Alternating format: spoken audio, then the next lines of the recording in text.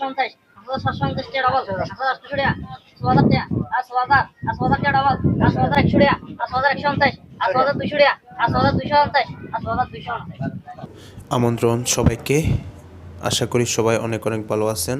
আজকে আমরা যাচ্ছি ইলিশ মাছের দাম জানতে এবং কিভাবে ঢাকে তোলা হয় সেই ভিডিওটি আপনাদেরকে দেখাতে। আজকে আপনাদেরকে ইলিশ মাছ দেখাবো বলে কোম্পানিগঞ্জের ব্যস্ততম শহর বসুরহাট থেকে রওনা দিলাম মুজাফর উদ্দেশ্যে। যেতে চোখে পড়ল এখানকার মানুষের জীবনযাপন, তাদের কর্মব্যস্ততা। এখানকার সাধারণ মানুষের মূল পেশা হচ্ছে নদীতে মাছ ধরা এবং গবাদি পশু পালন করা। এই যে দেখতে পাচ্ছেন বাড়িগুলো, এগুলো জেলেদের বাড়ি। তারা কিভাবে নদীর পাড়ে দিন কাটাচ্ছে সেটা দেখতে পাচ্ছেন। মুসাফর 2024 সালের বন্যার কারণে সুইচ গেটটি ভেঙে যাওয়ার ফলে এখন নতুন করে আবার উদ্যোগ নেওয়া হয়েছে তা সংস্কার করার জন্য। যার কারণে এখানে যে বড় বড় ট্রলারগুলো দেখতে পাচ্ছেন সেগুলো এখানে বালু ভরাট করে এ পাড়ে এসে থেমেছে। চোখে পড়ল জেলেরা কিভাবে জাল পরিষ্কার করছে এবং কিভাবে নৌকা দিয়ে দলবদ্ধভাবে মাছ শিকার করছে। সাথে নদীর পাড়ের যে ট্রলারগুলো দেখতে পাচ্ছেন।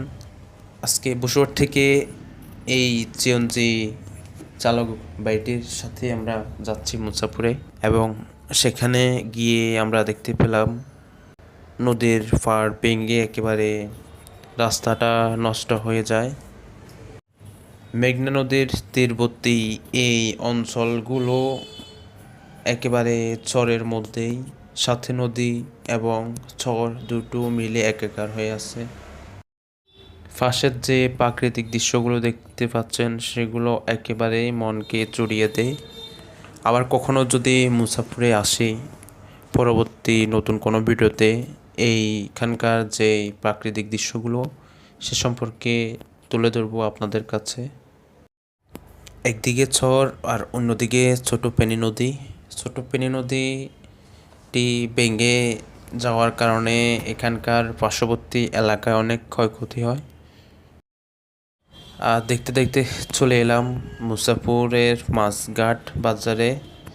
এটা হচ্ছে যে মাছঘাট বাজারে ঢোকার মূল পয়েন্ট। এখান থেকেই মাছঘাটে যাওয়া সহজ। সামনে হচ্ছে যে সুইচ গেট। আজকে আমরা ইলিশ মাছের দাম এবং এখানে কিভাবে পাইকাররা মাছগুলো কিনে নিয়ে যায়, কিভাবে ডাক ওঠে এবং কারা এখানে অংশ নিতে পারে সেই বিষয়গুলো দেখাতে মূলত আসছি আপনাদের কাছে। দেখতে পাচ্ছেন এখানে অনেক পাইকাররা আসছে এবং নদীর তাজা ইলিশ মাছ, এই মাছগুলো দুই ধরনের, বড় আর ছোট।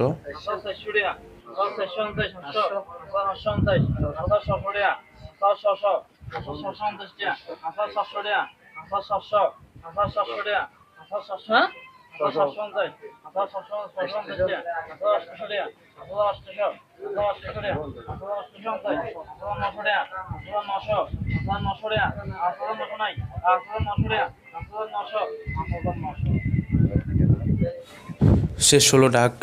এখানে বড় মাছগুলোর দাম উঠলো 6200 টাকা এবং ছোট ইলিশ মাছগুলোর দাম উঠলো 5900 টাকা।